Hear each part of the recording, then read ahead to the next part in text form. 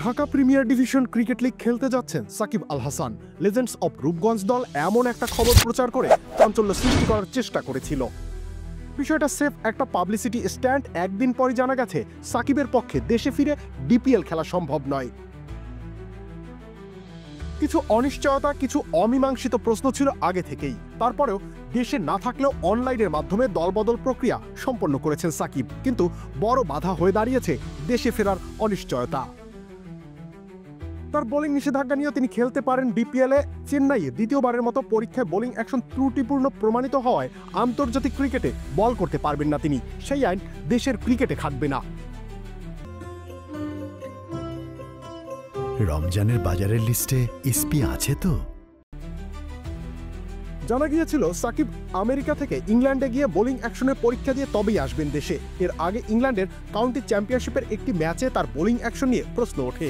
2 December আনুষ্ঠানিক পরীক্ষায় অংশ নেন সাকিব। সেখানেই ধরা পড়ে ত্রুটি, যার ফলে নেমে আসে নিষেধাজ্ঞার খড়গ। ক্রিকেটীয় অনিশ্চয়তার পাশাপাশি ব্যক্তিগত জীবনের বাস্তবতাও তাকে আরও অনির্দিষ্টতার মধ্যে ফেলেছে। ছাত্র আন্দোলনের পর থেকে দেশে ফেরেননি সাবেক সংসদ সদস্য সাকিব আল হাসান। তার ফলে তার আন্তর্জাতিক ক্যারিয়ারও যেন একটা অদৃশ্য দোলাচলে ঝুলে আছে।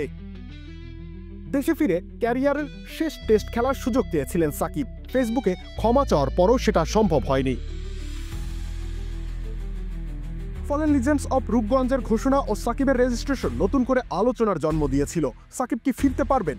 বল হাতে দেখা যাবে কি তাকে, নাকি শুধুই ব্যাটার হিসেবে নামবেন ডিপিএলে? অনেক প্রশ্ন ভাসছিল আকাশে বাতাসে,